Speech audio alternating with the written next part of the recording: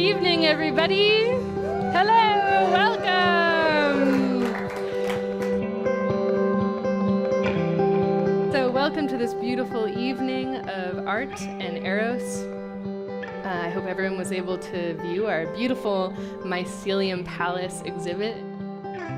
This event marks the opening to a very special year-long program we have called Art School.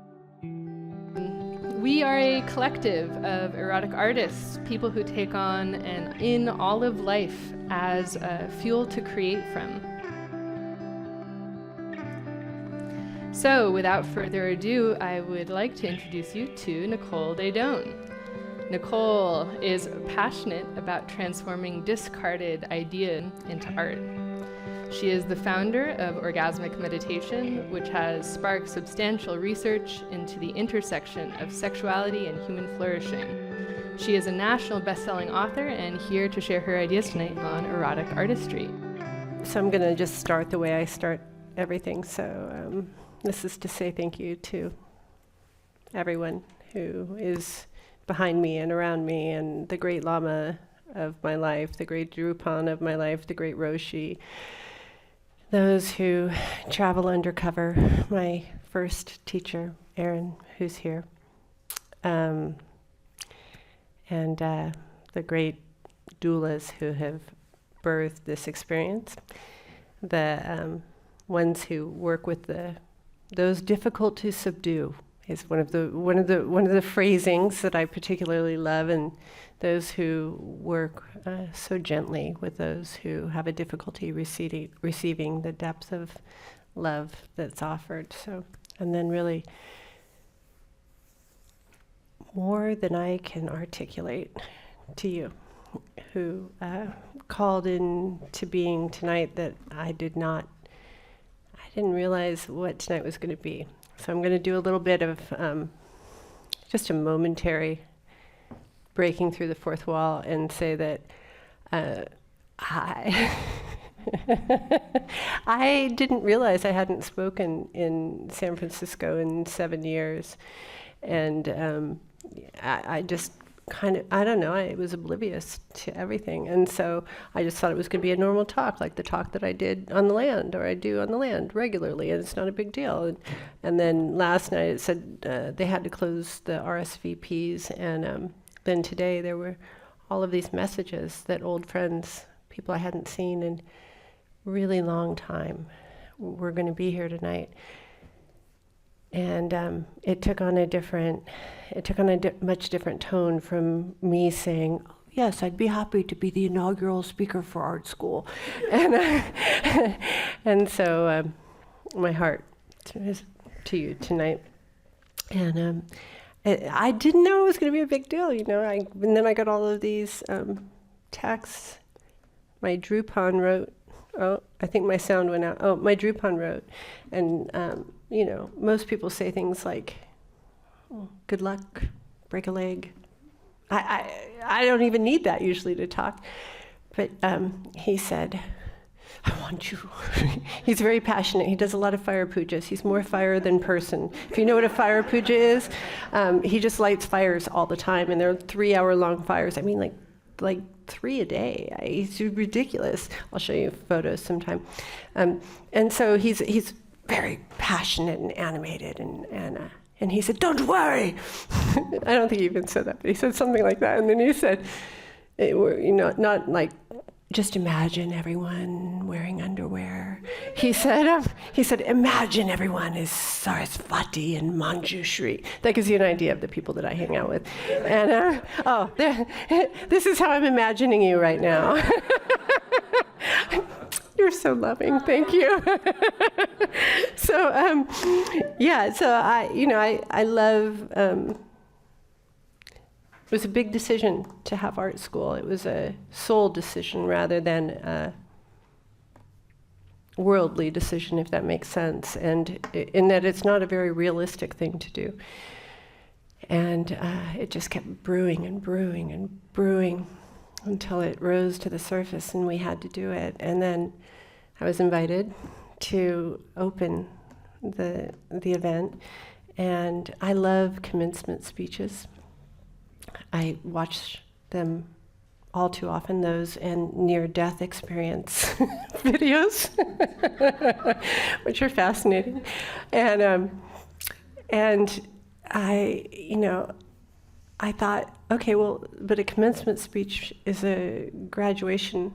You say it at a graduation. I thought, well, what if we looked at this as graduating into something rather than out of something? So that's my approach tonight. Let me see. Oh, yeah. So that same Drupal wanted to remind me. He really says like 6 things, but they're the things that matter, so it's okay. I'll say like, oh, this is ridiculous. And so, we all have a practice center. We have the monastery up at the land, and we all practice. And so he'll come on and he'll say, what do you need to remember? And, we'll say, get out of suffering the causes of suffering and help others get out of suffering. And he'll say, get out of suffering, the causes of suffering, and help others get out of suffering. So I want to make sure that I get that piece in for him. So a lot of this I wrote, and I wrote it because I'm a writer. And so some of it I'll be reading, and then some of it I'll just be chatting about. Good? And then I want to have a conversation at the end of this. That's really what I like to do best, but I thought I'd speak, and then we'd have a launch pad for that. Okay, good. So, I was going to call this originally Sex, Art, and the Big E, but I thought that everyone would think I meant ecstasy, like MDMA or something, but I meant enlightenment. And then everyone started saying, we got all these emails saying, okay, so you talk about Eros. I don't understand. What's the intersection between Eros and art?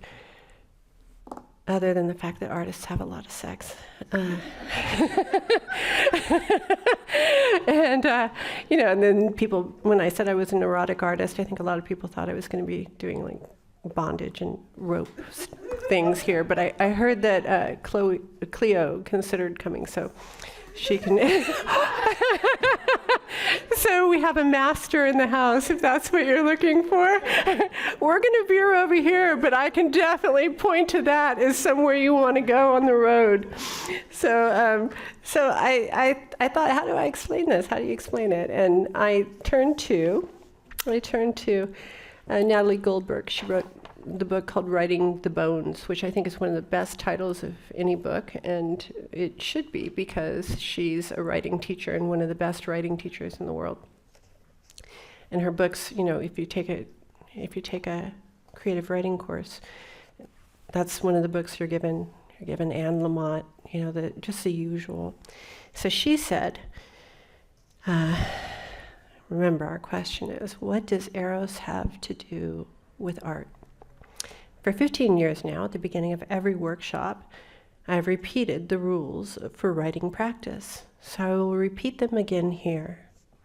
And I want to say why I repeat them, because they are the bottom line, the beginning of all writing, and I would add all creativity, the foundation of learning to trust your own mind. Trusting your own mind is essential for writing. Words come out of the mind. Perhaps I'm a little fanatical about them. A friend teasing me said, "You act as if they are the rules to live by, as though they apply to everything." I smiled. Okay, let's try it. Do they apply to sex? I stuck my thumb up. Maybe it should be a forefinger, but I stuck my thumb up. Keep your hand moving. I nodded yes. Index finger number 2. Be specific. I let out a yelp of glee. It was working. Finger number 3. Lose control. It was clear that sex and writing were the same thing. So I'm going to tell you a story with a happy ending. I'll give you the end at the end of my talk, but in the meantime, I want to share with you the various things that I learned from that point, which is probably the point of an 18-year-old girl. I'm 56 now. And now. So it's the story of this girl who wanted to be art, but sounded too crazy.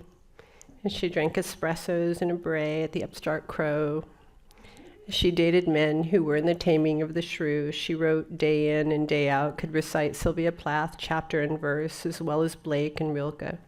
She thought of words as lovers and with not the slightest notion of viability or being realistic, other than do not wear so much black eyeliner because you're a crier. This is what I would say to her. So many of you have probably heard me say, that's good, the poem White Bull, which is I think it's my favorite poem. Likely it's up there. And that is, if the gods bring you a strange and frightening creature, accept the gift as if it were one that was chosen. I'll say that again. If the gods bring you a strange and frightening creature, accept the gifts as if it were one you had chosen.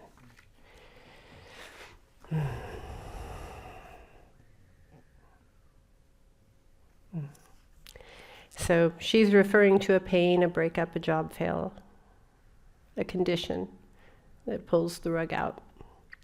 There's a promise that I can attest to, and that is that sometimes seemingly a little bit late, benevolent aid comes. I was a young writer, a protege to what I considered to be a great writer. It suggested that I had potential. There was a major poetry contest. If I won it, I would get a scholarship. He said, of course you'll win it. It's a shoo-in. But I was somebody who, riding the bull of creativity, fell off often. I was very sensitive to criticism or disappointment. But I entered. It was, to this day, one of my finer poems, I thought anyway, with the lines, with the whiskey frozen into cubes. I thought that was so great. Gravedigger, cave dweller with the whiskey frozen into cubes. It was about Anne Sexton, who was a suicidal alcoholic, which, I used to like those folks a lot, and the fact that she was an introvert and that she was hitting bottom and chose to rob us of her gifts. So I entered the contest, and this shoo-in, it turns out, wasn't. I came in second place. Second place is great, right? It's not a big deal, except for the fact that I lost to a poem called Eyes. And this poem could have been Britney Spears' lyrics. We'll just say it didn't have the complexity that I was looking for in poetry. But I was so profoundly disheartened by what passed in the world that I couldn't see that I would have a place inside of it. I couldn't see that somebody who would spend days on a single phrase would have any place. I was too much, and this was too much, and my thinking didn't belong. At the same time, I lived with my mother. And so when that happened, I followed the way of the sirens, and I quit. I quit that day. I enter things the way I exit things, big. And I was sorry to inform my mentor, who had been so generous with me and drank so much whiskey with me and introduced me to Tracy Chapman music and would let me drag on his European cigarettes. And it was fantastic. And then I decided that we would never see each other again because I was now going to be a women's studies major. It wasn't one of my better choices. Anyway, sorry. But I did. I left the creative writing department on that day. And my mom is a mother like no other. She she engages with my flights of fancy in really delightful ways. And at that time, I fancied myself. It was the first brush with Tibetan Buddhism that I had, so of course I only wore saffron and rust, and I had my hair in a top knot. And she entertained many things, like when I decided I was a Hasidic Jew, and she was Catholic, and so, but she took me to American Apparel and bought me turtlenecks and long sweaters, and the rabbi had to inform me that I wasn't married, so I didn't need to wear a hat all the time. And then I decided I was going to learn everything about Latin America, so I only dated men who spoke Spanish, and my mom bought me a dictionary. So that's who she is. She supports whatever is in here. And I came home, and there was a book on my bed. And it was a book on my unmade bed that I was going to throw myself into with great drama. So I looked at this book, and it was called Surfing the Himalayas by Frederick Lentz. I still think it's a fine book. The story is, he's a world-class snowboarder, and he's standing at the top of this mountain. And at the top of this mountain, suddenly, we don't know how, the way these things happen, a monk appears. So he's getting ready to go down the mountain, but this monk is here. So he turns to the monk, and the monk's smiling, and he says, I want your snowboard. I want to go down the mountain on your snowboard. Well, the snowboarder says, oh, okay, great. Have you ever snowboarded before? And the monk says, no, I never have. And so Frederick, the character, says, no, I don't know that I want to be responsible for your death. And so they negotiate, and monks can be tricksters. And so the monk convinces him to give him the snowboard, and they go down, and he snowboards down the mountain. Mind you, in a way that is far superior to the way that Frederick Lentz ever could have. And he goes down, and Frederick Lentz, in embarrassment and chagrin, comes down, and he says, how did you do that? And the monk says something along the lines of, you're a snowboarder, and you have snowboarding. I'm emptiness, and I have everything. This is an important piece of the long story. So, wow, I made it through a lot. Here's what I learned. If you want to become a great artist, you must start immediately. Cut words, ideas, prepositions, an adjective here, a preposition there. Cut a and great, for example. For intimacy, the artist's lifeblood, cut ist. Become art. This is how. This is how you enter the heroic dimension. There cannot be any aim, any contrivance that would cause the ideas to coagulate, to paint, to write, to play about electricity. You must zap and crackle and feel your back arc in the chair. You must fly around your room, a sparking live wire. If you cheat, if you become a spectator to art, like a cold, distant husband who thinks his wife a madwoman because she is undoing him, you will find yourself in the artistic bed with a frigid, tight-lipped art. There is no creative block. There is only a coldness of one's own well, of tears, of fury, of love, that freezes passion and douses magic. You will develop the gaze of a Tibetan monk, focused on what exists behind the screen or the canvas. And if you're good, very good, you will de-exercise your demons.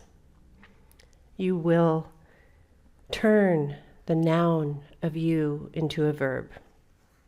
Art documents the process. You may want to be careful how far you go. This documents one artist's journey into schizophrenia. But I will say that as the artist progresses into schizophrenia, it does not look a lot different from Tibetan art.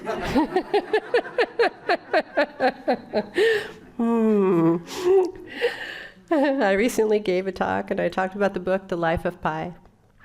The author said that the book considered the fact that life is a story, that it's a better story if it contains the sacred. Here's a story. Not long after your birth, a conveyor belt was installed in your mind. And this in a series of thoughts, manufactured by the factory. The same thoughts running through day in and day out, automated. You scarcely needed to show up for the work of feeling, of sensing, of seeing, of touching reality. The conveyor belt would just pump out responses. The conveyor belt is called instinct, the instinctual self. Perhaps one day, amidst a particularly cranky conversation, the same one you had with your sister every day, or catching a glimpse of the radiance of a black crow, maybe in a white gauzy room making love or standing in a doorway, pausing, having signed the divorce papers, and making a final exit. Something more yourself than yourself arrived and said, maybe I can't keep doing this. Or, if you're lucky, this is how I want to live. Those flashes can set a course. They are the gateways out of the factory, where you snooze in the office, waking up only to punch the time clock. This is the origin of the creative breakthrough. Creativity breaking into the sludge and stasis that we trudge through, hoping to make it to our grave. This is the flash of genius, the spark of inspiration, the glimmer of hope. It's the light breaking through the clouds of the occluded mind. They are flashes from the lighthouse of home. They're love letters from you to yourself. I learned a great way of viewing the creative in Kabbalah. It was one of my forays. In one of the deep dives my mother provided attire for, there I was in what others teased me. I was a shiksa, that's what they called me, listening to this man with payas and a black hat, crumpled white shirt, and black suit. I had said to him, I'm not sure why I'm here. I was the founder of a community. And he said, oh, wonderful, you founded a kibbutz. And I said, it's a community that works with sexual energies. And he said, wonderful, you work with ecstatic Kabbalah. You're in the right place. One day, as he spoke with a thick Yiddish-style accent, I heard it. He was speaking about the creative act, how life is a creative act. And for those who are called, it becomes great art. Seeing in his telling, Kabbalah is creator, creative, art, and sex, where they're all one. Bina is the womb in that cosmology, which receives Hokmah, the thoughts. Our crazy thoughts in that cosmology are considered sperm. He used to say, may you have a strong Bina. And I would wish us all the same. The issue, though, with lightning is that the flash of insight is that it lights up even the dark areas in our lives. The areas where we secreted away our, don't want to look at that one, or the illicit desires, the bad behavior moments, the ancient betrayals, the deep loves. That's the second thing you see after the dazzling light. It's the gap, and the way that organic chemistry is the gap that filters out 80% of who make it through med school. Those who turn back will remain scribblers, now with a grumble and a sign that reads, nothing really exists over there. A ready-made protector for the factory mind, all too happy to have been saved the embarrassment, propagating the ideas that artists are crazy dreamers, loafers, losers. But do not be fooled. The artist is the most formidable of practitioners. They ride the bull through the darkness, hoping to not fall off into the abyss of shame when meeting with their own shadows. As James Baldwin says, all art is a kind of confession, more or less oblique. All artists, if they are to survive, are forced to tell the story, to vomit anguish up. Or, as Zoe Whittall suggests, from Instagram. I wish authors would get 3 close friends to blurb their books. She was very depressed when she wrote, but she did it. We're very proud. She has no other skills, so we worry. Please buy this book so she'll stop talking about it. Whatever the way, the artist must have dual citizenship. For that is the underworld from which all art issues, the love dog of yearning. Art, love, the sacred, and sex are the response to that yearning. The artist must be both wave and ocean. But to be seen in that light by one's own eyes requires great unflinching heart. Courage, from the word kur, meaning heart.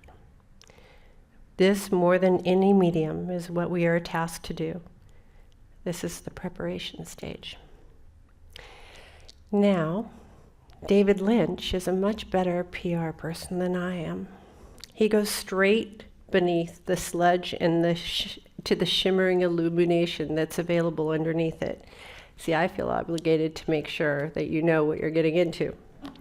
A tablespoon, though, of that illumination would light up the night sky and contain with it enough vision to fill every gallery on the globe, run every country ethically. But we discover that we are fortunate if we make it back with a single gold speck. He talks about the place you land, what J.K. Rowling refers to as hitting the bottom that is the new bedrock. This is why artists, as Mihai Csikszentmihalyi states, are both unreasonably confident and humble. Confidence is the result of touching the ground of vision.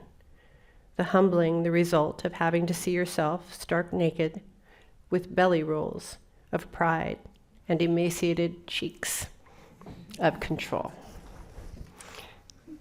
It says, you ever wish the light didn't exist? That's the comic.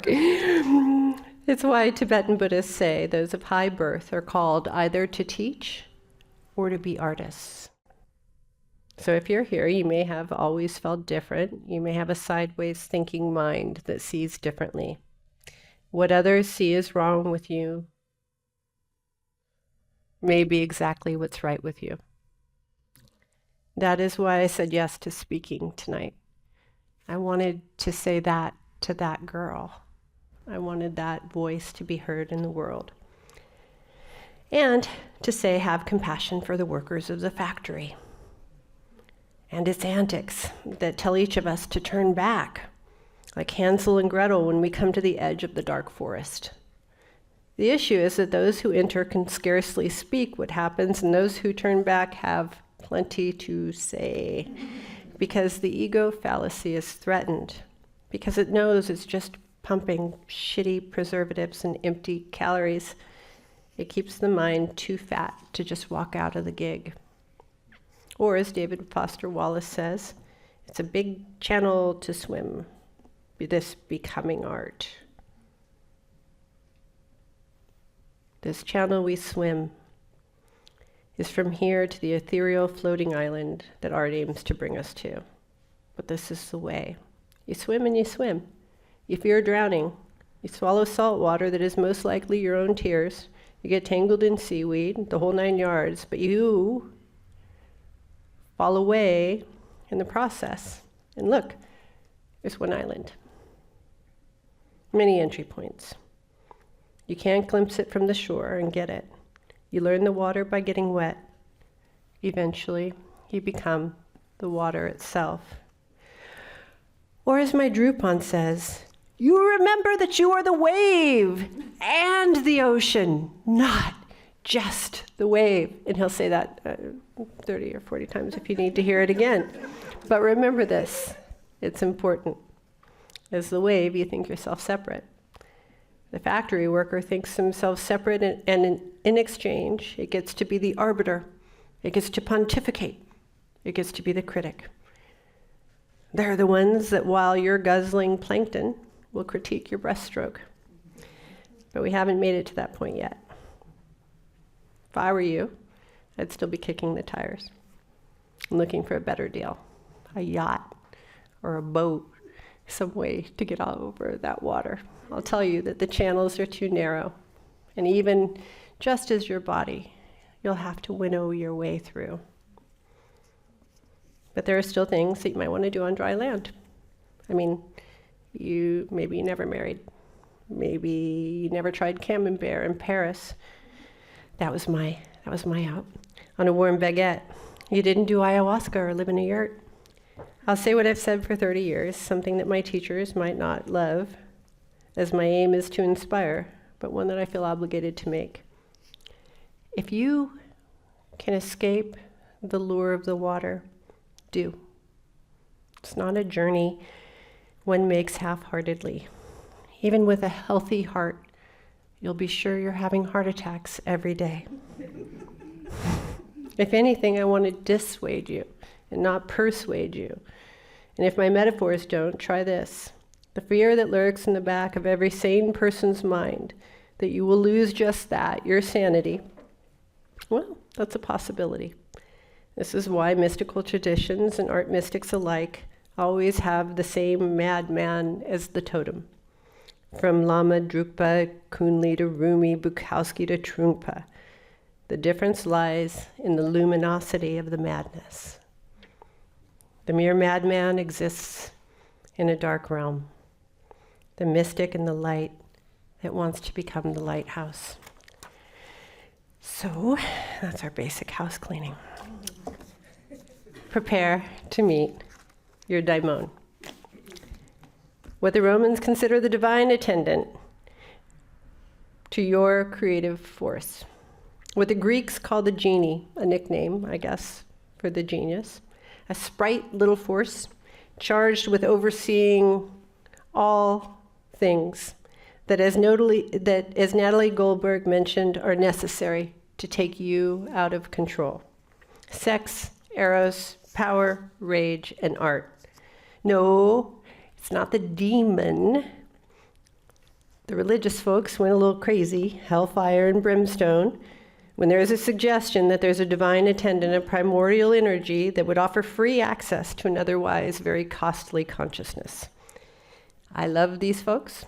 I don't want to lose my Sicilian heritage Catholic background, but it's not a good look. Lord knows there's room enough for all of us. It's not like there's a shortage and suffering in the world to minister to. And let me tell you, I think Michelangelo was more than a little familiar with the daimon. See, it knows a back road to the vast, open space that is our birthright, considered by the Greeks to be a provider of good fortune and destinies. He's like a Sherpa that carries the heavy burden of genius. Good work, bad work, your ego doesn't have to fret. It's the work of the daimon. You can hang the blame and fame on him and get on with your business. I believe Sarah Bertrand may be familiar when she writes, I have decided to see this time of chaos and constriction not as a fall from spiritual grace, but as the next level.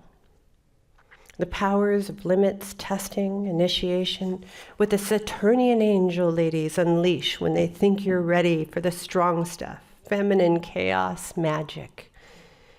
Now that's a real grace is forged. Indeed, this is why psychedelics work so well. They disrupt and take you into chaos realms where green snakes talk to you and your senses are overwhelmed. You will, in other words, feel foolish. Embrace it.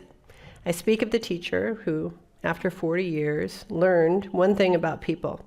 Our greatest fear is feeling that we've been made fool of or taken advantage of. The Daemonic, capricious, fleeting trickster bandit will provide you with a surplus of these experiences. She also said if you can learn to laugh, that's half the battle. Ginsberg knew. Ethan Hawke tells the story of the time that William F. Buckley had a talk show called Firing Line. Ginsberg went on to that show and sang a Hare Krishna song with the harmonium. And he got back to New York and all of his intelligentsia friends said, "Don't you know that everybody's looking at you like you're an idiot?" He said, "That's my job. I'm a poet. And I am going to play the fool." Many people have to work all day long and they come home and they fight with their spouse and they turn on the boob tube and somebody tries to sell them something. And I just screwed all of that up. I went on and I sang about Krishna. And now they're lying in bed and saying, "Who is this stupid poet?" Can't fall asleep, right? Because that's his job.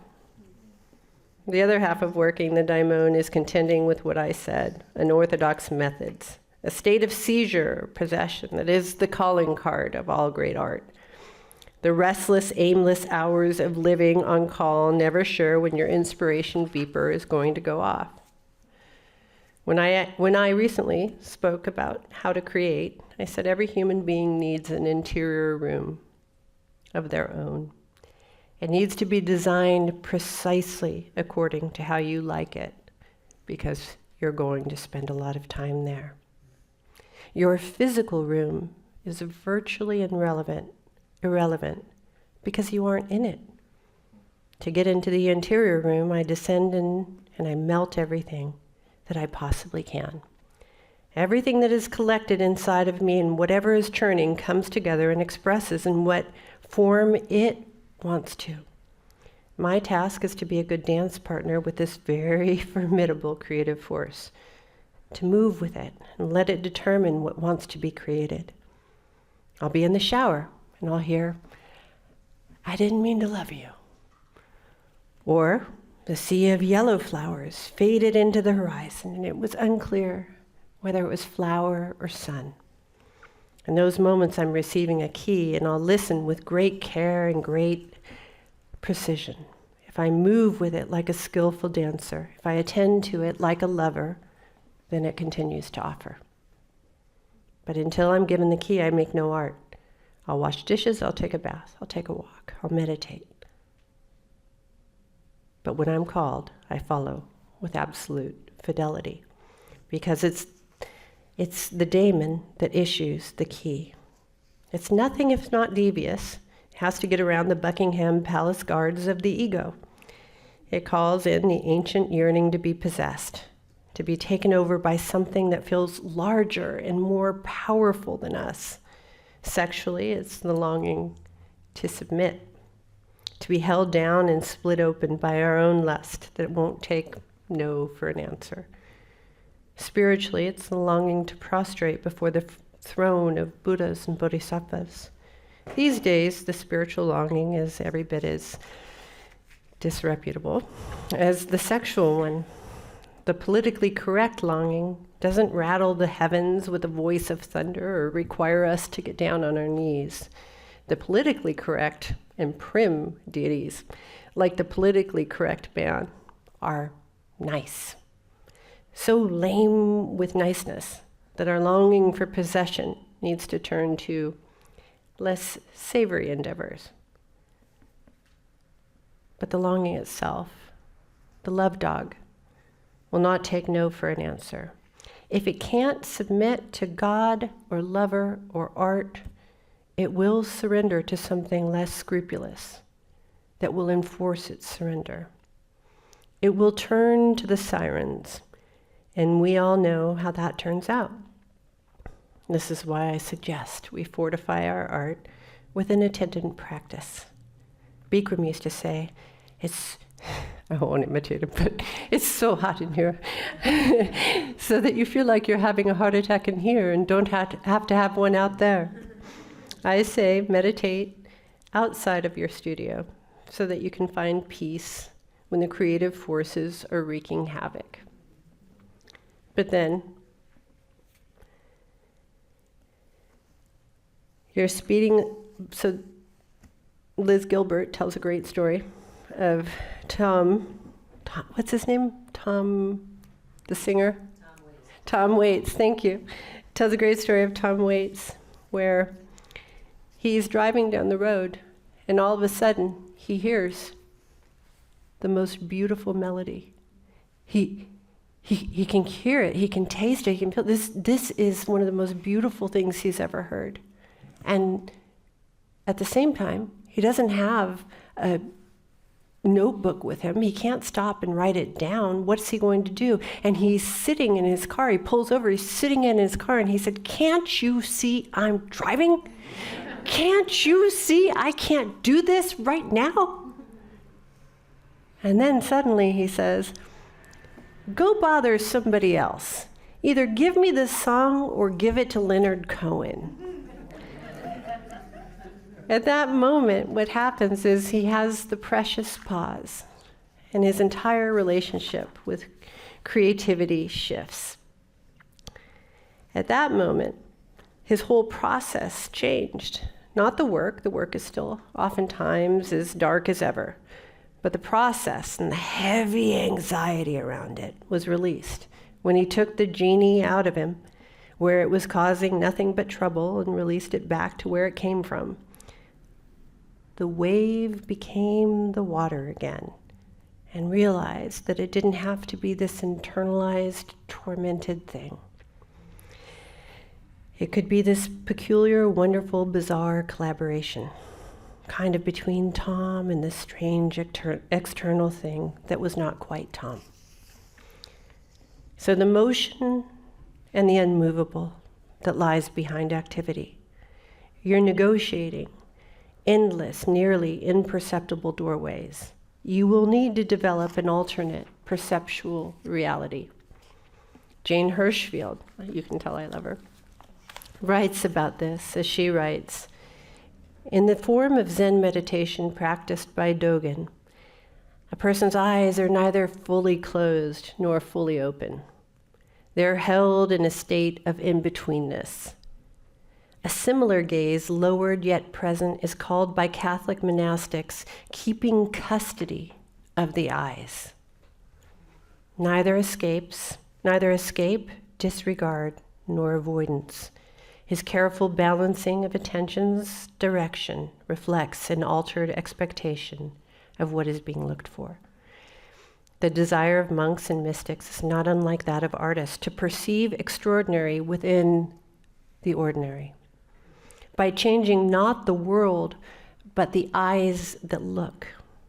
We know this from studies of the congenitally blind. After surgery makes possible the physical capacity to see, there remains a lag in cognition and the ability to parse image from sensory data. One 8-year-old boy operated on in the early 1900s for cataracts was asked when his bandages were removed what he could see. "I don't know," he answered. The surgeon moved his hand in front of the boy, who could still see nothing. Only after the boy touched the moving hand with his own did he begin to recognize the shifting patterns of light before him for what they were. You get to determine the eyes you see through. Like this old joke. They wake up in the middle of the night, and Holmes says, "Watson, What do the stars make you think of? Well, Holmes, I think of infinity, of the mysterious beauty of the universe, and how much there is to discover. What do they make you think of? Well, Watson, they make me think that someone has stolen our tent. Holmes represents the factory worker. May you see through Watson's eyes. People will think you foolish, unruly, rebellious, childish, indulgent as they march to their factory job with all seriousness. There's a reason the conductor plays with their back to the audience, and quite possibly why Beethoven chose to go deaf. There's an old joke. Never let anyone tell you what you can do with your art. Just look at Beethoven. Everyone told him he couldn't be a musician, and just because he was deaf. Did he listen? Be like Beethoven. In a dysfunctional world obsessed with function, cancel it out and be dysfunctional. Frida Kahlo, Dali, Van Gogh, they make their most interesting biopics. Kahlo painted this image when Diego Rivera slept with her sister, causing her to divorce. This is after sleeping with a lot of other women and take on lovers. And she returned to him but a year later. Love. The man about whom she wrote, there have been she was at 18, had a horrific train accident and was basically in a high state of disability for the rest of her life. Eventually, her leg was cut off. And so she said, there have been two great accidents in my life. One was the streetcar and the other was Diego. Diego was by far the worst. But the same woman said, and Diego equals my husband. Diego equals my friend. Diego equals my mother. Diego equals my father. Diego equals my son. Diego equals me. Diego equals the universe. This is not a woman who found non-attachment in love. Her passion was her currency. Your obsession is what keeps you unbound and unwound, safe from the enemy of art, security. One day I was studying Om. I was having a particularly difficult time. See, Om is learning to pay attention to the specific stroke, following the moving finger, but more than anything, it's about letting go of control. This is how you gain entry. It's fairly simple, actually. Simple, but not easy. And you get the equivalent to writer's block, but all over your psyche when you won't let go of control. I did not want anyone to know my propensity for obsession and mania and dips into dark wells, so I held on, and I held on tight. My stroker was not exactly thrilled with watching me fake surrender yet again. It was a certain kind of art. I mean, I was definitely an actress, but not exactly what we were looking for. I went for a walk. I stopped off to, of all things, because this is what you do, talk to the goats that were located on the property. I heard a hammering in the garage next to the pen. I wandered over, and the main teacher was in there alone. When you are in that state of non-surrender, you are nothing but self-conscious. I tried to sneak away when I heard my name. Hey, Nikki! He called me Nikki because I was so serious, they thought it might lighten me up. It did not. I turned my back. Oh, hey. He asked me what was up. I knew the drill. Accentuate the positive. But I couldn't manage it. I just plunked myself down right there, vulnerable. I can't get it. I just can't get it. Everyone else does, I don't. He kept his head down, looking at the table he was making, but eyes on me. And he said, oh, you get it all right. But you're doing something deeper. You're a writer, right? No, not really. I've read your practice journals. You're a writer. You're gathering the material to write about. You're having the human experience. And a big part of that is not being able to have it all figured out. You'll write, but when you do, you'll have something to write about, and the passion of someone who has let go of control and is now carried. It won't be the Reader's Digest version, I'll tell you that. In other words, the aim is not to turn passion into milky virtue. It's to remain separate from it. Well, I don't know. That's good though. It's to be still in the waves that allows us to float. Ask yourself, is this really who I want to be? Do I want people to say that I was a fine actuary with love? Stephen Zweig writes that the hero, in this case, the one who becomes the artist, learns to harness the daimon and not be in its thrall. This because there are many encounters with the maras, the sirens, the distractions sent to get you back to dry land. Like my teacher said, embrace them, laugh, and they disappear. I've told the story of a journey where there were demons, and like anything I'd ever experienced, I shook, I vomited, I recoiled in the dark night. Then I remembered, wait a minute, I don't believe in demons. And they giggled off, happy to be found out. It was joyously disturbing, I wrote for days. It is, as Cesar A. Cruz says, who's poet and academic, art should comfort the disturbed and disturb the comfort, including you. This is not to say, may I never find peace. That is the crux of the artist's way, to find peace not in spite of the disturbances, but with them, to earn an adamantine peace. And art will teach you peace and enforce patience. Eggs opened from the outside kill what is inside. You have to break out. Flowers forced to open die. You have to unfurl. A parable about reading spiritual canons that could apply to art is that a man is walking by a window. He remains there. He remains there for days. People are fairly sure he has lost his marbles. And then suddenly, a curtain pulls back. When that curtain pulls back, there's an image of a woman. And you can see him looking at her. And then the curtain closes again. That is the experience of divine wisdom. That is the experience of inspiration. That is the flash.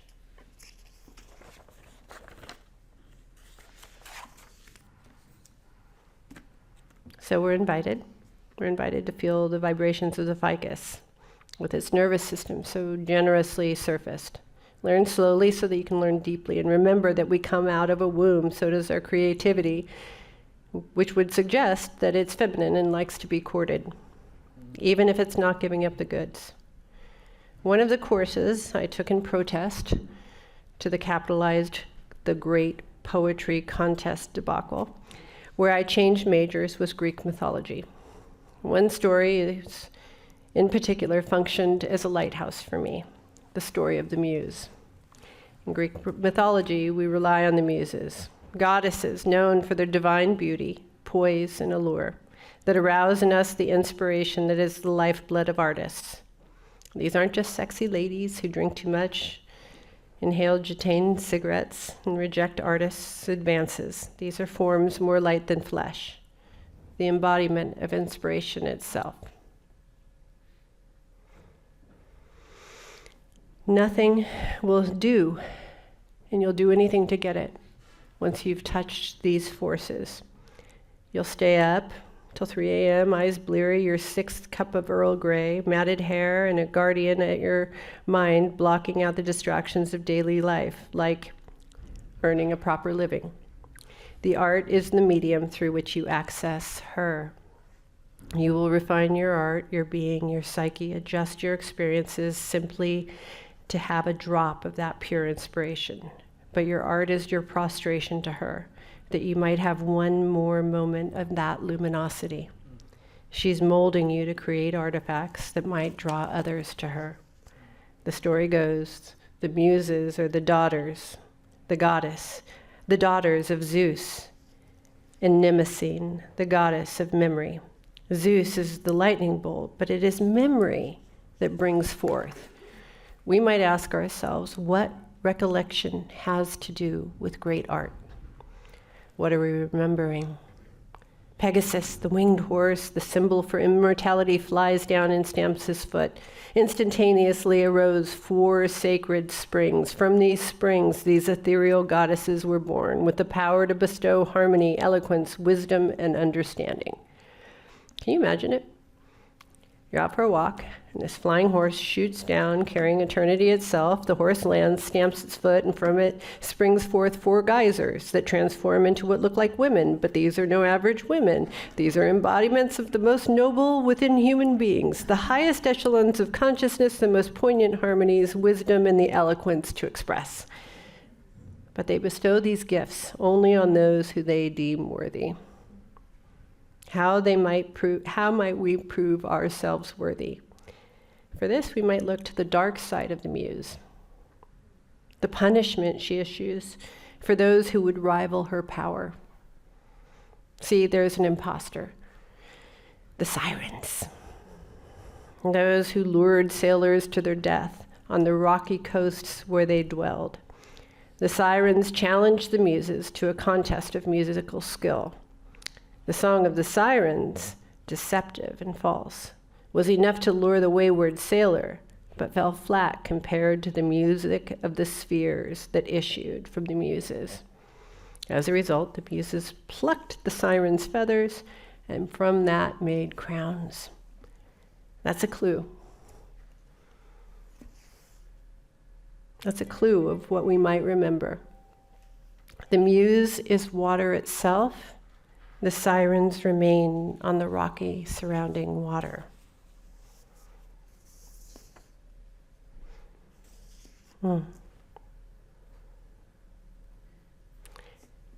So it's been 30 years since the great poetry debacle. And several years ago, a white bull entered my life. And when that happened, I was fairly exhausted. I had written a book. I had written parts of it and then had a ghostwriter put it together. I had continued my life becoming water. I had continued my life becoming art, but I hadn't really written. When I sold my book, there was an editor, and I remember the glint in my agent's eye. He said, "She's one of the best." But that house didn't bid what I wanted, and I went with another house, but that woman stayed with me. One of the best. So one day I was going through my stuff, and I came across the letter from the mentor. He said,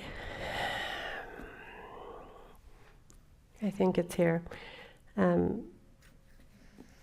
"Dear Nicole," this is from, and this is why I'm here tonight. This is what I want to say to everyone here, that it is possible. You were born with an extra but invisible sideways thinking brain which sees chaos for what it is, unity. But it's so occupied with perceiving unity that it doesn't have time to explain connections, just to point them out, which would seem enough except for that readers, mired in chaos, need those connections and believe that 2 brain sideways thinking poets can help make them.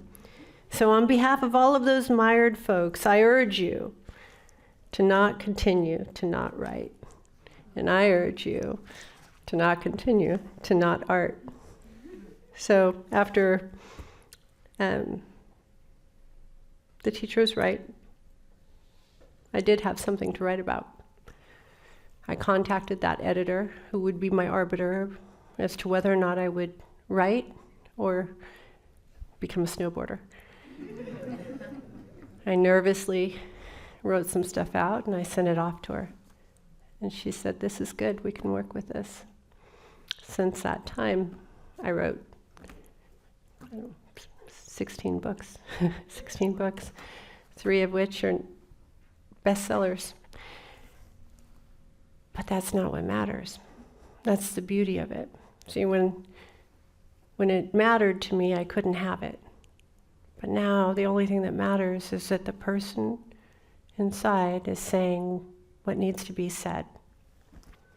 So I would say to you, after 30 years, I changed my title, which was a big deal, from teacher to erotic artist. That's my personal declaration to become water, to become inspiration, and my request that we all enjoy the swim.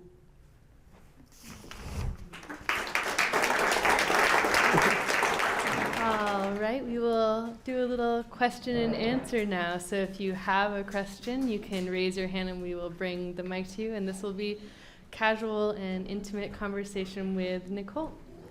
I'll start with a question from our people viewing online, and then as anything comes up, you can raise your hand and we'll bring it to you. So our first question is, how do you build that interior room?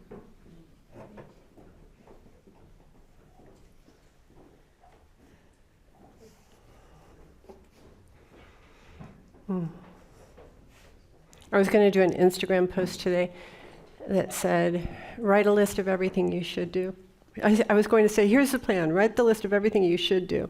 Now write a list of everything you want to do. Tear up the first list and start on the second. And really that's what I do. It was once suggested that you can look at life like you're flying over it, and certain things are lit up. And there are certain things, once they're lit up, I go toward them, obviously with a great deal of gusto and passion. And right now what I'm doing is, it's why I love Tibetan Buddhism, is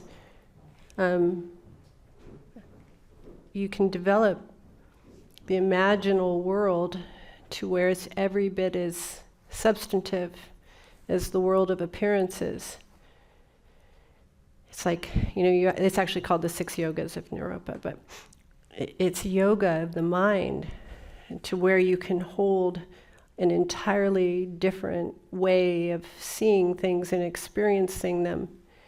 And when you do that, it liberates the part of the mind that's desperately gripping and holding on for fear of looking bad or doing it wrong.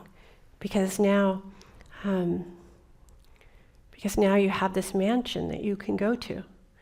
And so you can take risks, you can do things in a way that you've never done them before. I don't ever give written talks.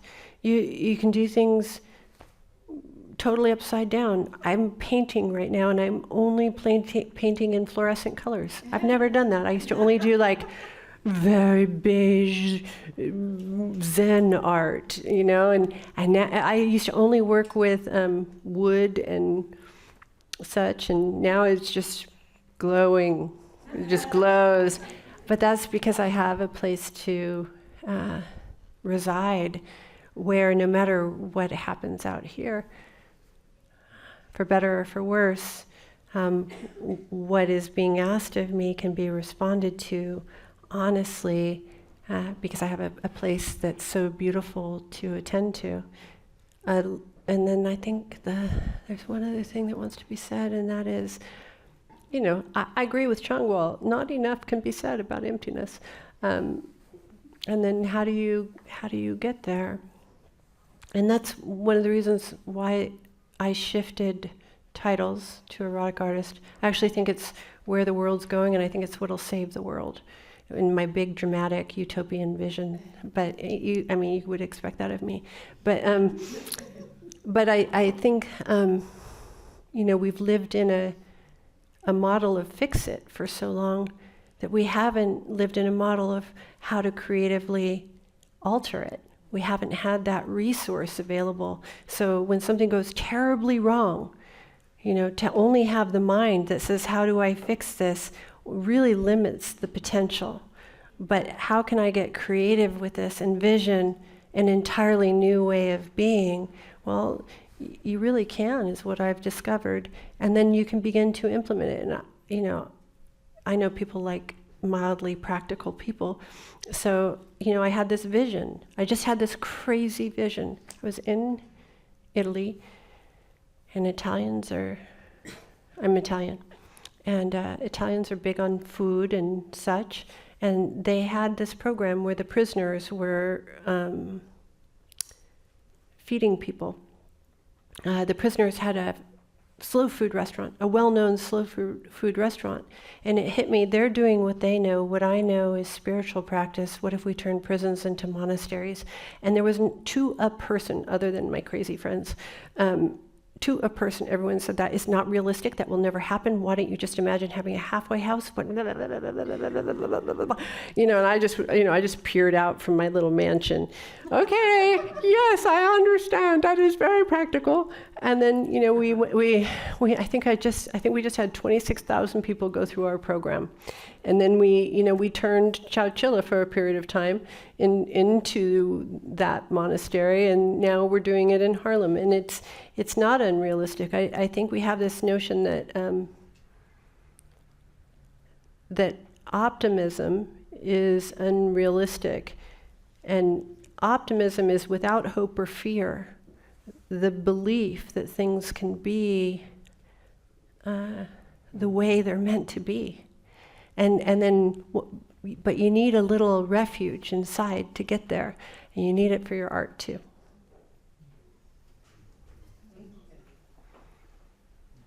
Any questions in the room? Back there?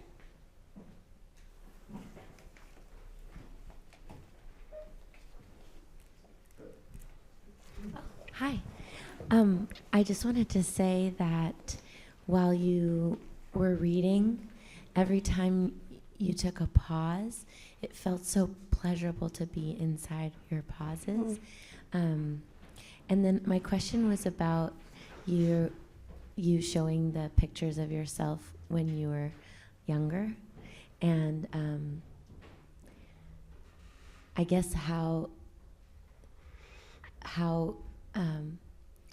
I guess I wanted to say that felt really brave, and so I wanted to know how that was for you. Well, let's just say that the whole night is a really brave night.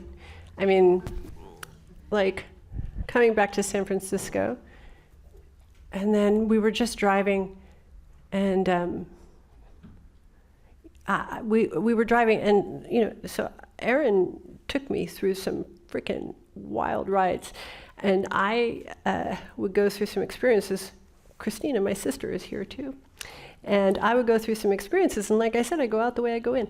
And we just were driving by this cafe, and I said, oh, I sat at that cafe after I ran away from the whole thing and said, no, I'm going to have to say yes to the journey. So I say this to say, the night has an odd experience of drawing back in all of these various pieces. Ed Brown does this exercise where you say your name, and then you invite everything that isn't you to go out, and then you say your name, and you invite everything that is you to come back in. And this is definitely the night of everything coming back in. Yeah, it was like that. I worry about my hair and the pictures, and your hair looks amazing. My hair back then, I was very hair dramatic. Thank you. We have another one online. What is your best advice for somebody who is returning to the water from the rocks of the sirens?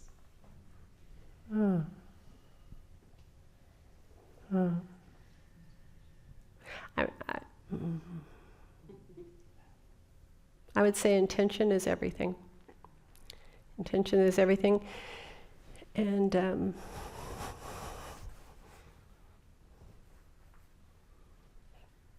cut the net of doubts that surround your intention. Cut the net of doubts that, there aren't unimaginable, infinite forces that want to see you free. That's really all that they want. So they just want to see you free so that you can be part of those forces that exist to free others. So then I would say, I do this sometimes in the middle of the night. The middle of the night's kind of my whatever, I don't know, what is that? When the tape recorder of the day plays back. And so it'll start doing its conveyor belt job, and then I'll just stop and I'll say, oh, what do I want? You know, underneath every complaint, underneath every fear, underneath all of it is a desire, right? You're complaining that you don't like your job, but that's because you have a desire for how it could be and what it would look like. And so all of a sudden I wake up and realize, okay, I can put out my intention for my desire. And not in a, sorry, everyone, but not in a law of attraction kind of way, but just like a wholehearted desire, you know, and I think you make a deal with the world, and the deal is we're all interconnected, and if we're all interconnected, and I'm part of that interconnection, and my desire is to share inspiration, your intentions tend to fly with greater ease.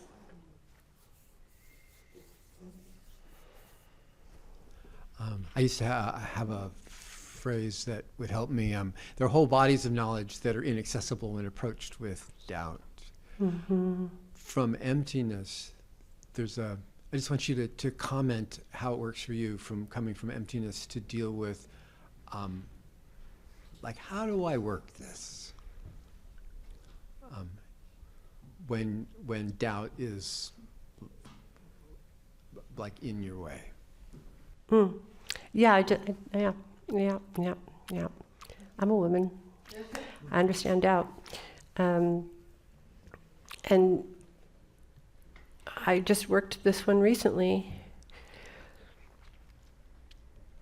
What I did was I set an intention. What I do is, I do mantras. So I did some mantras, and I just do this simple thing. I do my mantras, and I say, oh, wow, I'm riddled with doubt. Will you take that? And then when it returns, I keep doing my mantras, and I say, oh, I'm riddled with doubt. Will you take that? And then I wake up, 2 weeks later, and it's gone. And I didn't remember how it got taken. And I do that with virtually everything. Whereas before, I used to think I had to figure it out. One day I woke up from a great nap. And a great nap. And I woke up, and just this voice said, you don't have to figure anything out. And then the second voice said, but what will I do? And then you realize, that's interesting. And then it's really that simple. If you just keep offering it over, and sometimes I'll say, one of those cringy moments will arise, and I'll say, I'm sorry, will you lift that? Trungpa said, regret is great for 5 seconds. So I'll feel it enough to get the lesson, and then I hand it over. And so it's a matter of constantly offering. It's not suppressing. It's not ignoring. It's just simply handing it to the bigger me that is the totality, that probably has a better vision of how to work with it.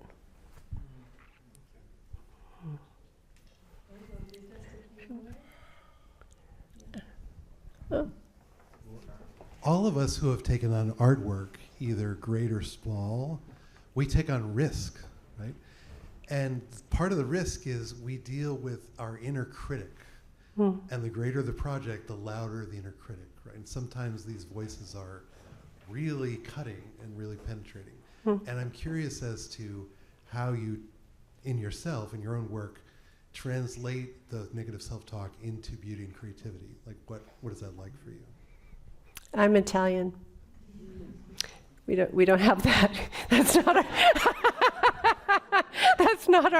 that is not our issue. No. In many ways it isn't. And because I think, people think that negative self-talk is more holy than positive, than arrogance, we'll say. They're the same thing, exact same thing, just front side, back side. And so I do the same thing with both. I build that mansion, and it's impenetrable. It's really impenetrable. so that when I'm working on art, there's two things I do. One is, I mean, I have lived a fairly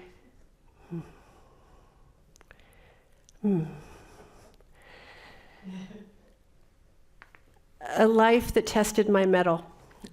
And so I have no doubt that I can find resolution. And then the next question is, do I have the patience to remain with it? And that's really what's being forged in me. And the answer's been yes. And so, a lot of people have self-help ways of working with things. Mine is just keep doing.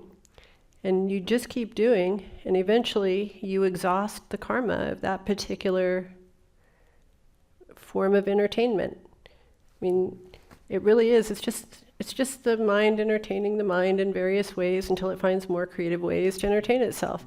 So I try to keep, I don't go on social media except for to answer folks.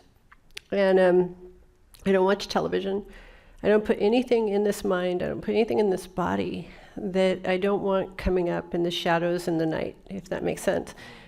And then what I do is I have my inspiration list, because, in those moments when you want to reach for something, you don't know what you want to do instead, right? So, and you don't want to just sit there. So I have a list of a ridiculous number of YouTubes I want to watch. I want to learn about encaustic painting now. That's my new obsession. And there's another one I want to learn about. I can't remember what it is. But I keep a list, and I'll just tell people my list. And I just got 3 new books, and so what I do is, because really the critical negativity is a toxin, and it's a toxin of taking in negativity in the world. So there's 2 ways through. The first, the easiest, the best. Emptiness is because emptiness is like this bath of no mind. You just take this. My favorite poem, other than my Jane Hirschfield poems, is I'm going to do it a terrible disservice, but it's something like, relax this tired mind, battered and beaten by the throes of karma.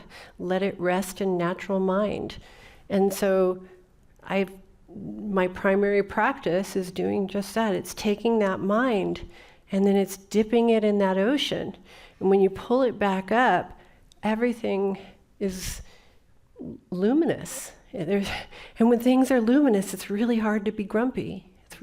Even no matter what your circumstances is, no matter the fact that you just spent freaking 18 hours on this painting and he looks, like a 1800s bard. Like, that's not what I wanted him to look like, but I know I'll stay with it, because the only thing that kills patience, which is really ultimately the primary practice, the only thing that kills it is being stuffed with ideas. So you just empty it out. You just keep emptying it out. You keep emptying it out, then you fortify your mansion, and then you go.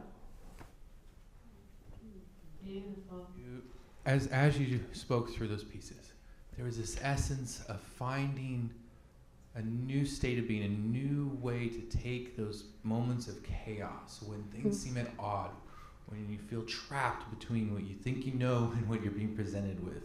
And the body even may have reactions to that. And can you say anything about your practices or what you found to be able to make that kind of turn in those moments, to relax or let it in, or let something new be created out of the internal chaos and turmoil? Yeah, I have thousands of them at this point. I mean, it's been 7 years of the opportunity to develop them. Here's a simple one. One night, I was lying in bed in Bali, and I was having a really scary time of it, and I was shaking. I was shaking so badly that I had to wake up and pray to this statue I bought that I thought was Black Mary, but was actually Black Jesus. It was, I mean, that's how far out I was. And I couldn't find any relief, none. I could find no relief.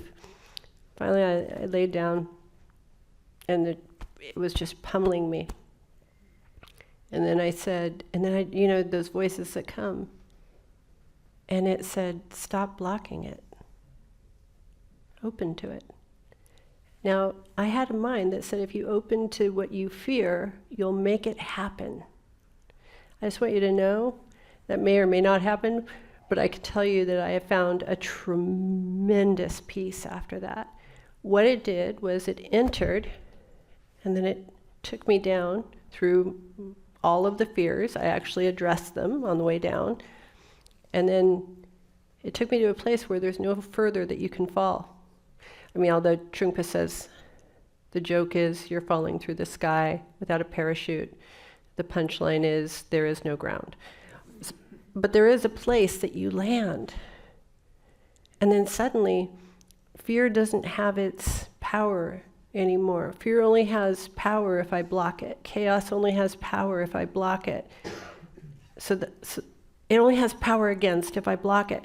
But then what started happening was I started learning how to, you know, when I said I'm dancing with a formidable partner, then I started dancing with it. I started dancing with the chaos. I suddenly would have this moment where it would hit me, wow, my life is batshit crazy, but it's a great movie. And then I could look at it like, what would make this more interesting rather than how do I fix this problem? And because I don't think life likes to be addressed like a problem. And so I aligned with it, and then we just started moving together, and we seem to be getting along. Thank you. I am enjoying the journey of falling in love with you every time I see you, and I see so many corners of you and how you see the world. I'm in awe of your presence and everything that you do, and the amount of courage that you carry with you every time you're out with us, of making sure that you always reflect unconditional love. I really appreciate that. Reflecting on your picture when you were younger, looking back to it right now, did you make all of her dreams come true? And also, did you find your freedom? Yeah, I found my freedom. Without question. I don't know. She really loved this guy named Dare Dukes. She used to work at the Upstart Crow. So no, I didn't get him. But